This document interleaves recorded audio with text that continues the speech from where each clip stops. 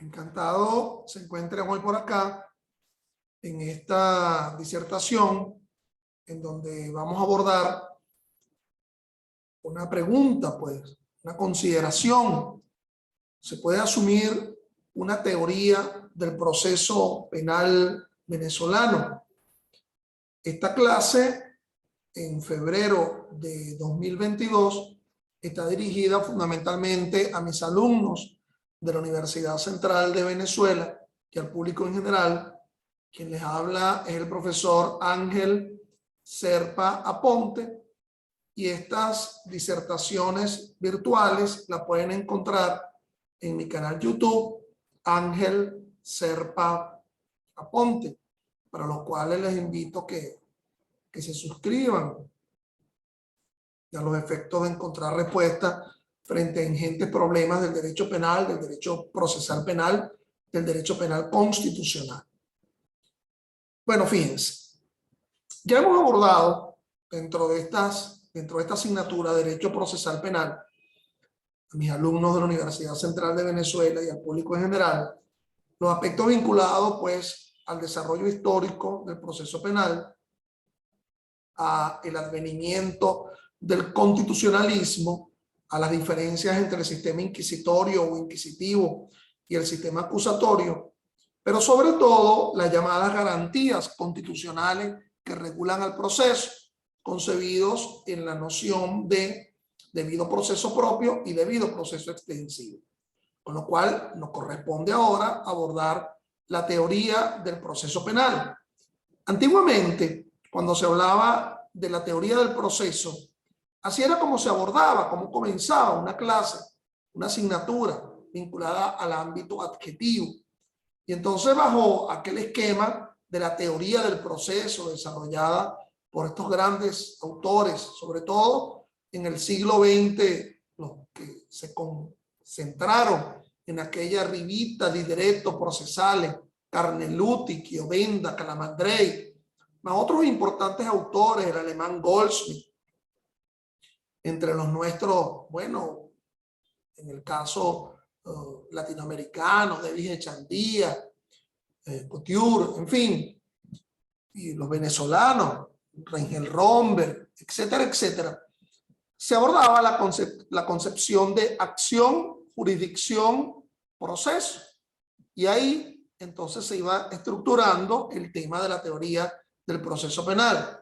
Ahora bien, hacerlo así, de una forma tan aséptica, de una forma tan privatista, es decir, dejando de lado la inherencia del propio proceso penal, como un proceso que tiende a buscar el establecimiento de la responsabilidad penal frente a la comisión de delitos sobre los cuales nada menos y nada más le falta la probanza del mismo, que se estructuraría dentro de un proceso en alegatos, pretensiones y un desarrollo, un quehacer adjetivo que pasa por fundamentalmente la demostración del hecho.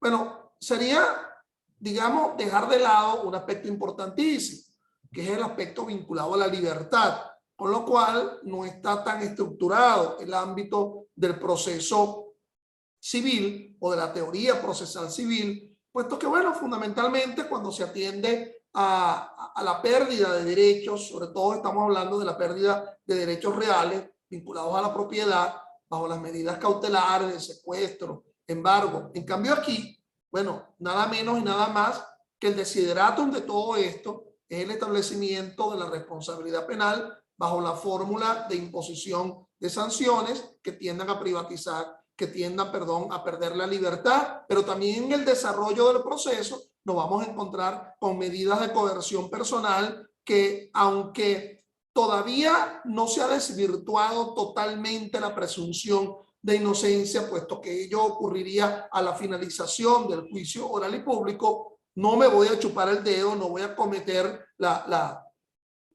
inocentada de decir que durante el desarrollo de ese proceso la libertad no se pierde o no se restringe. Entonces, obviamente que el tema de la libertad juega un papel fundamental en el ámbito de la teoría del proceso penal que no está presente en otros ámbitos procesales.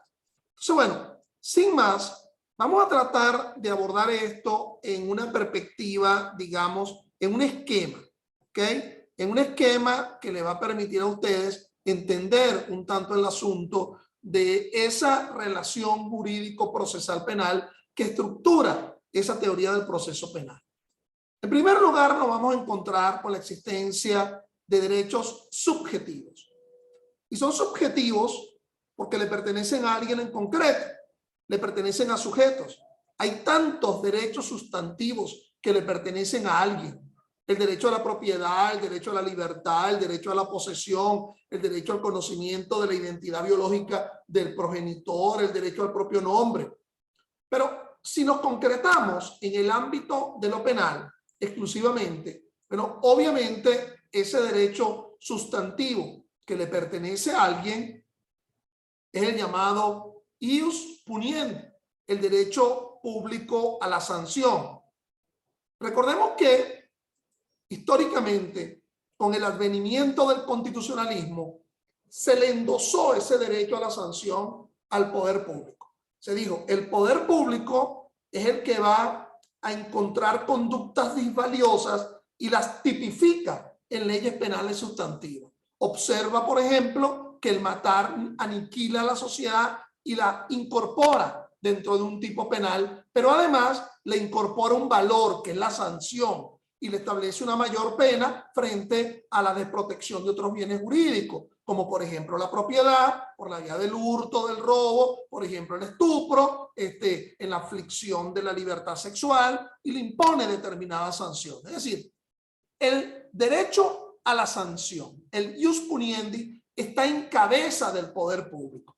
Recordemos que esa constitucionalización de los poderes públicos pasa por la idea, por ejemplo, en el caso venezolano, conforme al artículo 136 de nuestra Constitución, en donde en uno de sus numerales, en el 136, creo que es el numeral 52, establece que le corresponde al Poder Público Nacional realizar las leyes penales, es decir, tipificar delitos concebidos dentro de un código penal o los cuerpos de ilicitud penal colateral.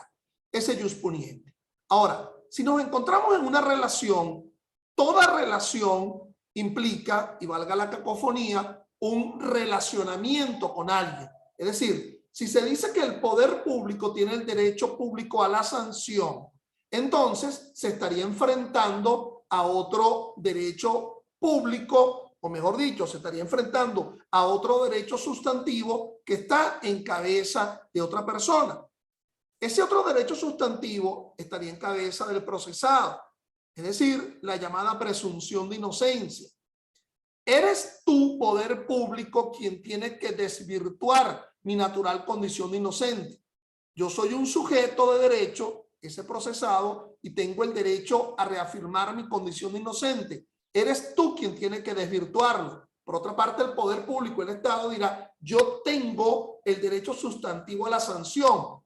Son derechos subjetivos porque le incorporan a alguien en concreto, se le incorporan. Si allá en el derecho público a la sanción utilicé el latinazo del ius puniendi, vamos a darle también un latinazo acá a la presunción de inocencia, porque también estaría en el ámbito del llamado ius libertatis, derecho a la libertad. Es decir, la teoría del proceso no es exactamente igual dependiendo de la materia con la cual abordemos el asunto. Ahí me estaba viendo me está viendo Vanessa Ochoa. Yo le voy a contar a mí lo que me dijo una vez Vanessa Ochoa como alumna. Me dijo, mire, profesor, yo una vez ahí en un centro comercial, no sé cuál fue el que ella mencionó, no sé si era el Sambil en Caracas, no sé. Ella dijo, yo me conseguí a alguien que había sido compañero mío de bachillerato, un tal Rubén. Hola Vanessa, ¿cómo estás? Hola Rubén, ¿desde cuándo no te había visto? Oye, desde el liceo, allá cuando estudiábamos en las aulas, ¿qué es de tu vida? Le pregunta Rubén a Vanessa. Y ella dice, bueno, mira, estoy estudiando Derecho. Oye, qué bueno que estás estudiando Derecho, porque precisamente yo quería hablar con alguien, con un abogado, porque tú sabes que a mí me están citando de un tribunal. Ajá. Y entonces ella le dice, bueno, mira Rubén, yo lo que he estudiado allí es que no existe prisión por deuda. Si te están citando de un tribunal porque te demandaron civilmente, no existe prisión por deuda. Si quieres, no asistes a ese tribunal, te nombran a un abogado, se llama defensor ad litem, etcétera. No, mira, a mí me están citando de un tribunal de control. Cuando ella escucha que es un tribunal de control, lo primero que hace es mirar para todos lados, porque obviamente le da un nerviosismo, porque no es lo mismo que alguien esté siendo tratado por un tribunal civil que por un tribunal penal. Entonces ella se aleja un tanto. ¿Por qué es el asunto? Y me perdonan la anécdota, la chanza. Bueno, porque el tema de la libertad juega allí un papel fundamental. Entonces, en este esquema que yo estoy desarrollando de la relación jurídico-penal, cada uno de los componentes que se incorpora en este esquema para abordar la teoría del proceso tiene un desarrollo a nivel sancionatorio, tiene un desarrollo a nivel normativo. Es decir, cada uno de ellos tiene su propio desarrollo a nivel normativo. Yo, en primer lugar, les recomiendo para este tema volver vuelvo a recomendarles pues el libro, ese pequeño libro, pero a la vez tan importante, del gran procesalista penal español Juan Montero Aroca, que se denomina Principios del Proceso Penal, una explicación basada en la razón, y que parte de él se encuentra en internet. Allí en la lámina se ve la referencia, ¿verdad? Recuerden que cada una de estas láminas yo las coloco en el sitio de mi canal YouTube, Ángel Serpa Ponte, en donde yo coloco cada una de estas disertaciones. Ese canal YouTube, Ángel Serpa Ponte. Yo les hablaba de el derecho a la sanción.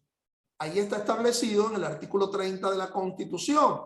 El Estado tendrá la obligación de indemnizar integralmente a la víctima de violaciones de los derechos humanos que le sean imputables o a sus derechohabientes, incluido el pago de daños y perjuicios.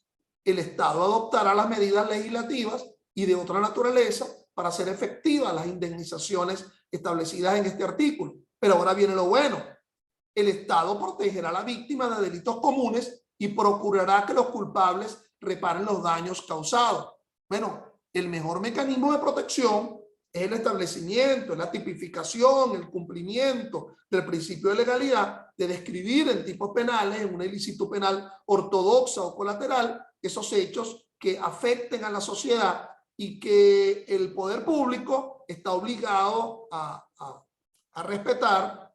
Muchas veces hemos dicho que el catálogo de derechos y deberes que se establecen en la Constitución, ¿verdad?, tiene la instrumentalización de protección en el derecho penal.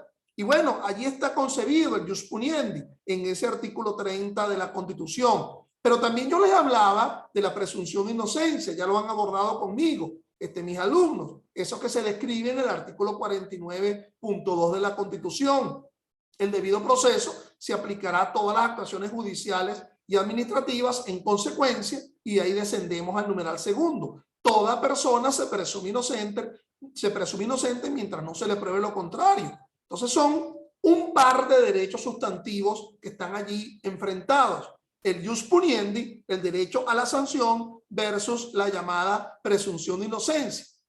Ahora bien, esos derechos sustantivos requieren un nivel de articulación, que es una palabra que está de moda, es decir, poner pie sobre la tierra. Ello está representado en una perspectiva formal, eso del jus puniendi y de la presunción de inocencia, pero hay que articularlo, hay que de alguna forma evidenciarlo en un ámbito mucho más práctico, que sería el del proceso. Y aquí tendríamos sendos derechos adjetivos. Es decir, cuando uno habla de sendos, podría preguntar a cualquiera de ustedes qué significa sendos, y a lo mejor alguno de ustedes mete la pata y me responde sendos significa grande, sendo carro, senda calva, la del profesor. Pues no, eso será en un ambiente medio vulgarote, medio de fiestica, ahí de fin de año. Sendo significa uno por cada uno.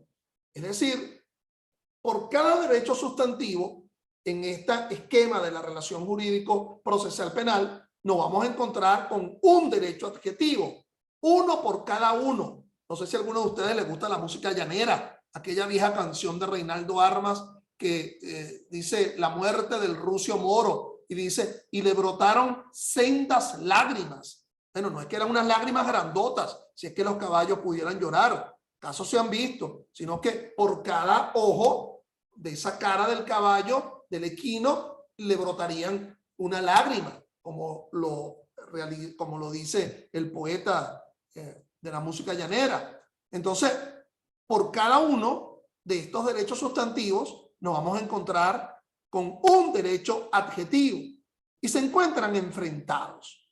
Como lo dice el esquema, se dice que el poder público tiene el derecho a la sanción, pero tiene que articularlo, tiene que ejercerlo, tiene que accionarlo, porque el poder público ostenta el derecho a la sanción, debe ejercerlo, el derecho a la acción.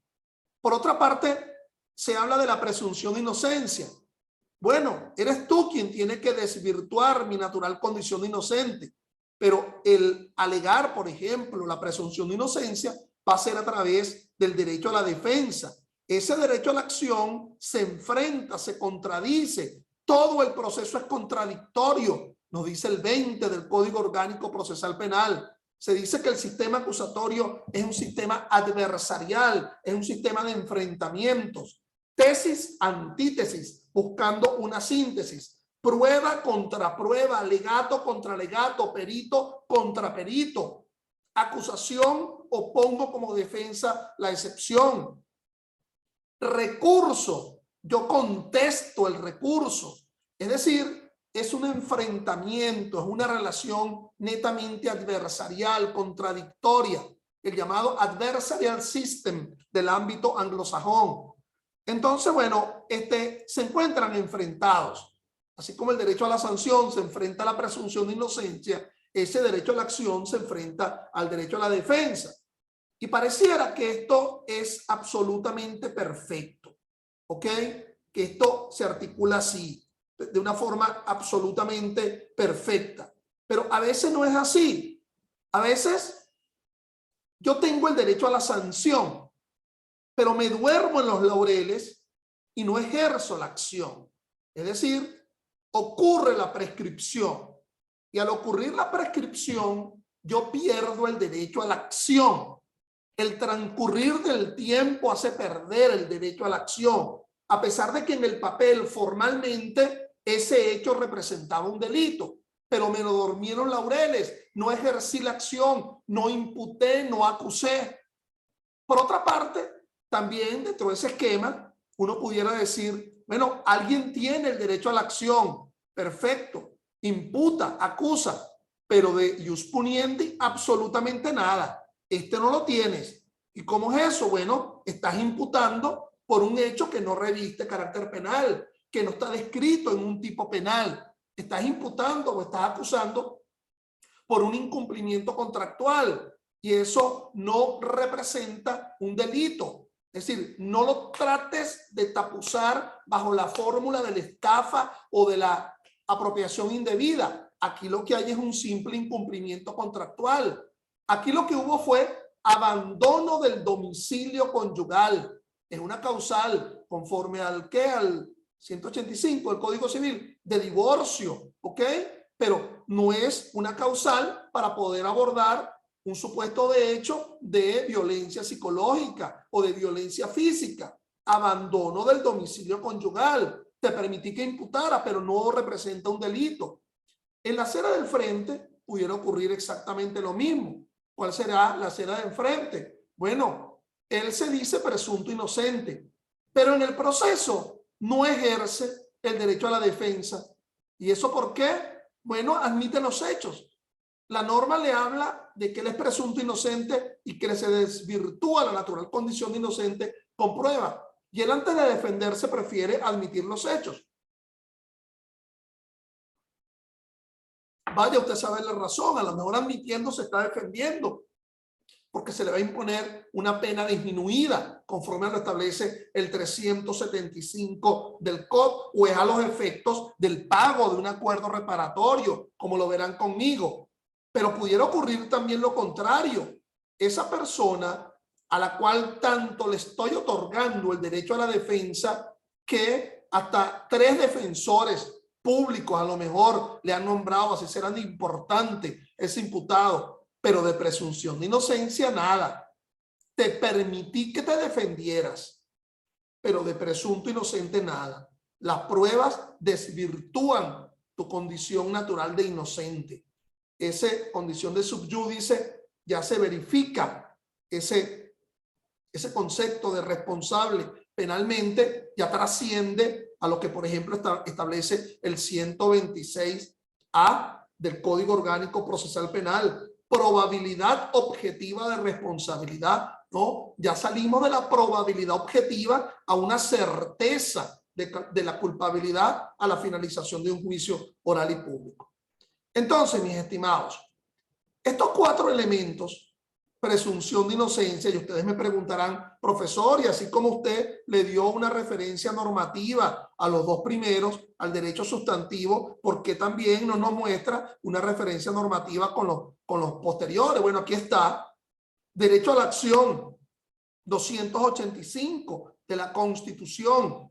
Son atribuciones del Ministerio Público ejercer en nombre del Estado la acción penal en los casos en que para intentarla o proseguirla no fuera necesaria instancia de parte, salvo las excepciones establecidas en la ley. Es por eso que yo les preguntaba a algunos de ustedes por qué la Constitución se casa con un sistema procesal acusatorio. Bueno, porque establece el 285 que le corresponde al fiscal del Ministerio Público ejercer la acción en los delitos de acción pública. En los delitos de instancia de parte agraviada ya sería otro cantar. Pero tampoco te engolosines mucho, porque la mayoría de los delitos, el 99,9% son delitos de acción pública. Solo una ínfima proporción serían delitos de instancia de parte agraviada, que le corresponde a la víctima impulsar el proceso, imputar, acusar, etc. Por cierto, esa víctima también podrá acusar en los delitos de acción pública y se llama acusación particular propia. Por favor, no confundir la acusación particular propia por delitos de acción pública con la acusación privada, que es la que le corresponde a la víctima por delitos de instancia de parte agraviada. Y lo del derecho a la defensa, bueno, también lo vieron conmigo, artículo 49. El debido proceso se aplicará a todas las actuaciones judiciales y administrativas. En consecuencia, numeral primero, la defensa y la asistencia jurídica son derechos inviolables en todo estado y grado de la investigación y del proceso. Toda persona tiene derecho a ser notificada de los cargos por los cuales se le investiga, de acceder a la prueba y de disponer del tiempo y de los medios adecuados para ejercer su defensa. Por cierto que estos derechos, que aquí yo lo estoy planteando en una perspectiva constitucional, se ven instrumentalizados, se ven extendidos, reglamentados en mayor ámbito de protección en el propio Código Orgánico Procesal Penal.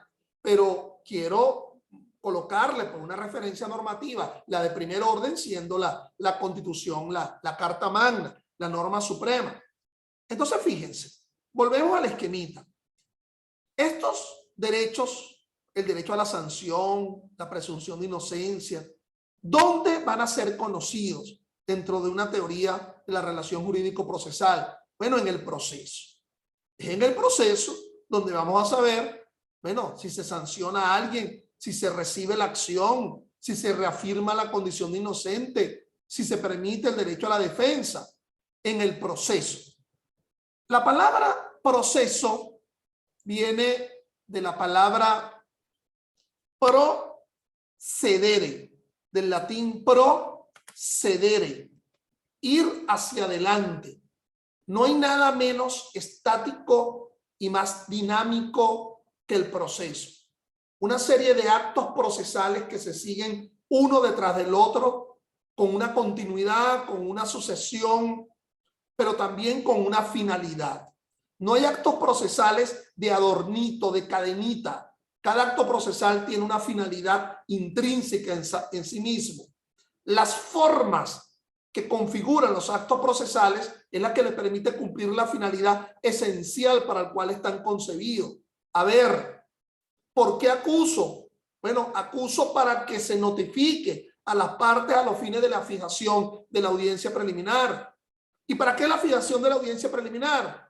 Para que la notificación de la misma conlleve a que cada una de las partes presente sus actos procesales inherentes, como por ejemplo el escrito de excepciones por parte del imputado, como por ejemplo la acusación particular propia por parte de la víctima, como por ejemplo la prueba nueva por parte del fiscal del Ministerio Público. ¿Y para qué se realiza la audiencia preliminar? Para que se decida si se acepta la acusación o si se acepta la excepción, contrariando la acusación. Y así podemos ensamblar muchísimos ejemplos, una serie de actos procesales que se siguen detrás del otro. Por eso es que en mi clase inicial yo les dije a ustedes que el establecimiento de la responsabilidad penal en un sentido dinámico era el que se veía en el proceso, porque el establecimiento de una responsabilidad penal en un sentido estático es el que se ve en el derecho penal sustantivo material. Ahí está un hecho que decimos que es un delito. Allí está un apoderamiento de bien aprovechándose del mismo. Ajá, eso configura formalmente un hurto, pero ello tendría que probarse a través de un proceso. Entonces, proceder, ir hacia adelante.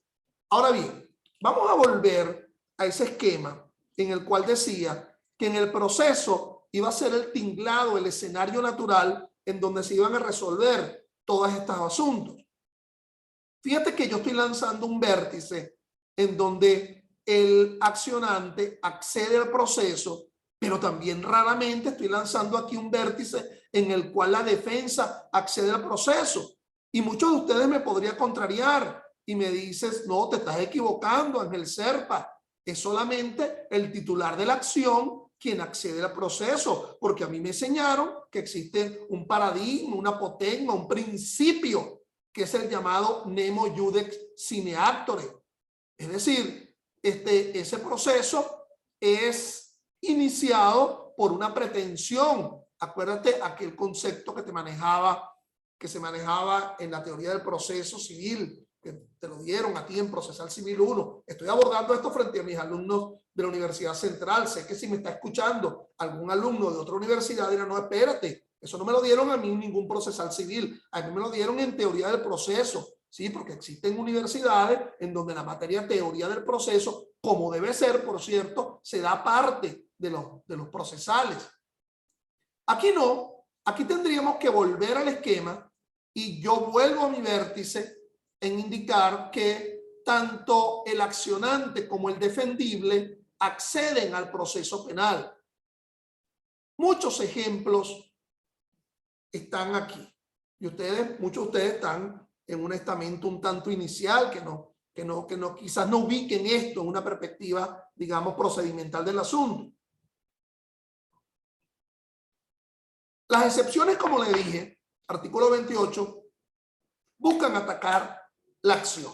Las excepciones, como mecanismo de defensa, buscan atacar la acción. A los que ya han visto procesal civil, se parece un tanto a las llamadas cuestiones previas.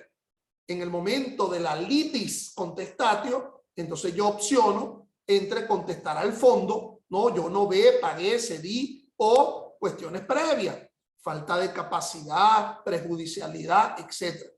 Entonces, con estas excepciones se busca atacar el ejercicio de la acción. Hay una de ellas, contenida en el artículo 28, numeral 4, literal C, que me indica que cuando la denuncia o la querella sea por un hecho que no reviste carácter penal. Entonces, fíjate, en un momento tan inicial del asunto, cuando ni siquiera el fiscal del Ministerio Público ha decidido imputar a alguien, porque lo que existe es una denuncia, a lo mejor de alguien que ni siquiera es la víctima y que ha visto el delito o que referencialmente conoce del delito, o de la víctima, que es la legitimada para interponer la querella penal. Son dos actos de poner en conocimiento un delito, la denuncia y la querella. Entonces, yo, sabiendo que se me ha denunciado o que se ha presentado una querella, en un momento tan inicial donde se supone que el titular de la acción penal ni siquiera ha iniciado el proceso, yo pongo una excepción. ¿Y eso para qué? Bueno, para que no prospere la denuncia, para que no prospere la querella. Me voy con otro ejemplo, la reserva de las actuaciones. El Código Orgánico establece que las actuaciones están reservadas para los particulares, las actuaciones de investigación, y que solamente la puede conocer las partes en el proceso, es decir, el defendible, etcétera. Pero existe algo que se llama la reserva de las actuaciones, y en un momento tan inicial, ese contra el cual iría dirigida esa acción puede solicitarle al juez de control una desreserva de las actuaciones.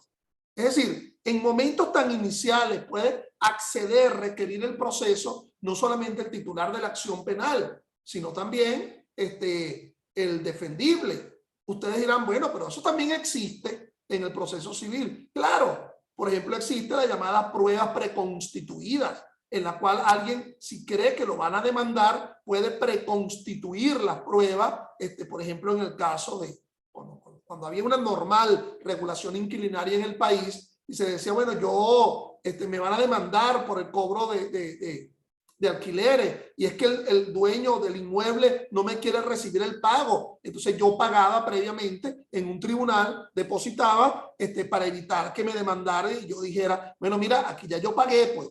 Entonces me voy con un tercer ejemplo en el ámbito procesal penal.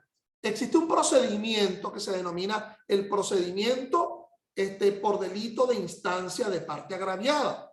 Ese empieza con la acusación. Es el único procedimiento, uno de los pocos procedimientos penales que no comienza con una imputación, sino que comienza con una acusación privada.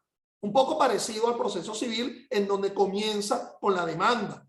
Recuerda que te explicaban a ti, y sobre la base de aquel famoso libro de Jaime Guas, La pretensión procesal, en donde la articulación, el ejercicio de la pretensión se hacía a través de una demanda. Pero en el proceso penal, en ese procedimiento, por instancia de parte agraviada, a lo mejor yo no sé a quién voy a demandar, porque me difamaron, delito de instancia de parte agraviada, pero en el periódico donde me difamaron colocaron un seudónimo y yo no sé quién me ha difamado.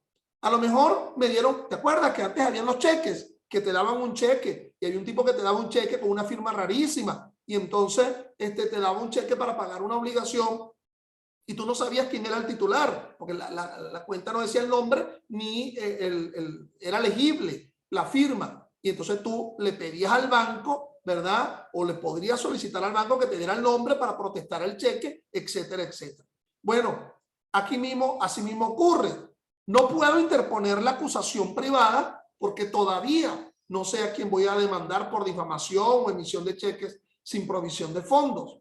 Y entonces yo le pido un auxilio judicial, en este caso a un juez de control, para que ese juez, si lo decide, instruya al Ministerio Público para que me diga quién es el que me difamó en el periódico o quién es el que me dio el cheque sin provisión de fondo.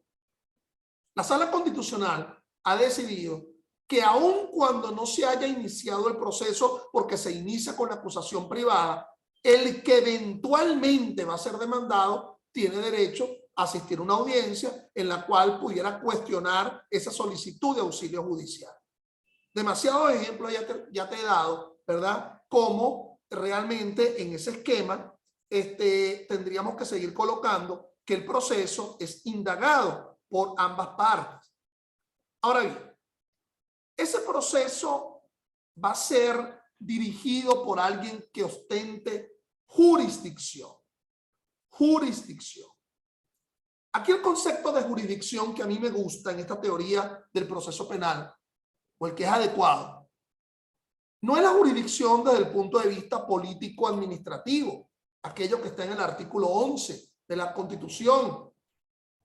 Es decir, el poder público, la potestad pública se ejerce en el espacio de la República Bolivariana de Venezuela, lo que era antes la Capitanía General, el espacio aéreo, el espacio marítimo,